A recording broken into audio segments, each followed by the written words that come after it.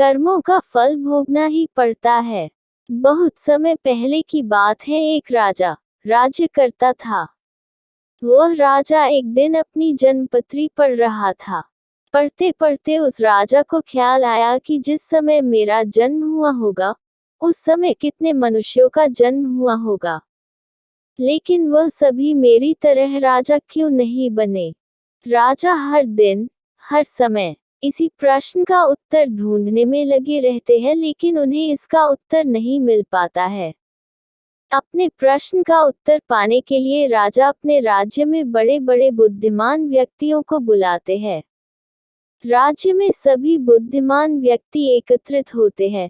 वह सभी यह सोच में होते हैं कि राजा ने उन्हें क्यों बुलाया है। राजा सभी का अभिनंदन स्वीकार करते हैं और उनसे पूछते हैं कि जिस समय मेरा जन्म हुआ, उसी क्षण में और कितने भी व्यक्तियों का जन्म हुआ होगा, तो उन सब व्यक्तियों में से मैं ही क्यों राजा बना। वह सभी राजा क्यों नहीं बने।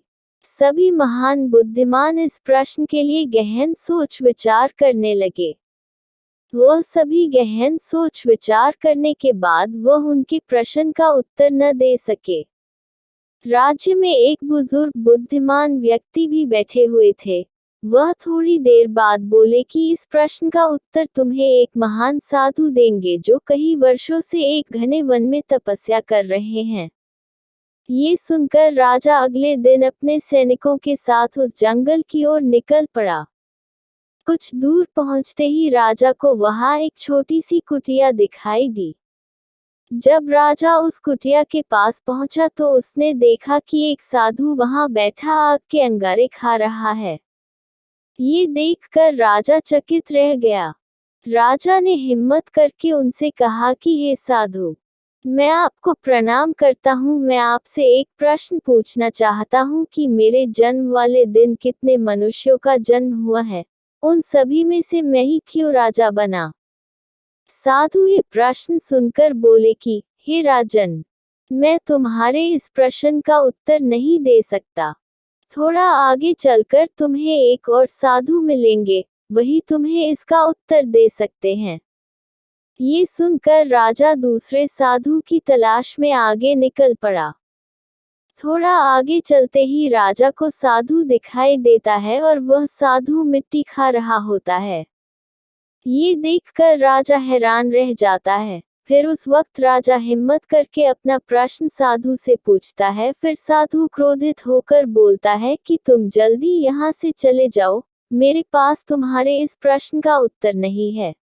परंतु वह साधु उसे एक लड़के के बारे में बताता है और कहता है कि तुम उसके पास जाओ, तुम्हें अपने प्रश्न का उत्तर जरूर मिलेगा। तो राजा उस लड़के की तलाश में आगे बढ़ने लगता है।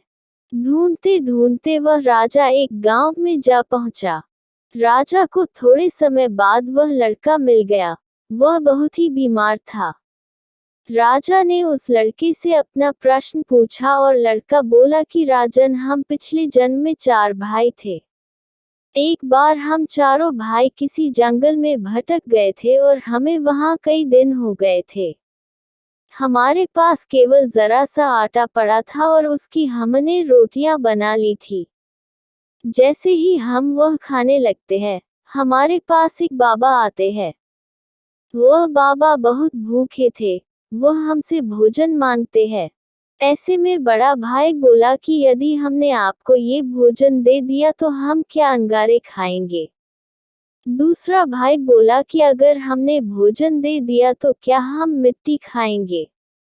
अब जब मेरी बारी आई तो मैंने भी रोटियां देने से मना कर दिया।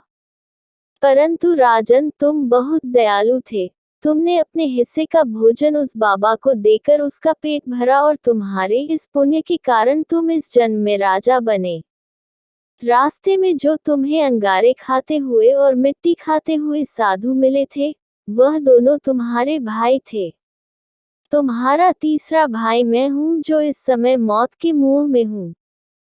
हे राजन, इसी प्रकार हम सभी भाइयों को अपनी अपनी करनी का फल मिला है। राजा को ये सुनकर अपने प्रश्न का उत्तर मिल जाता है।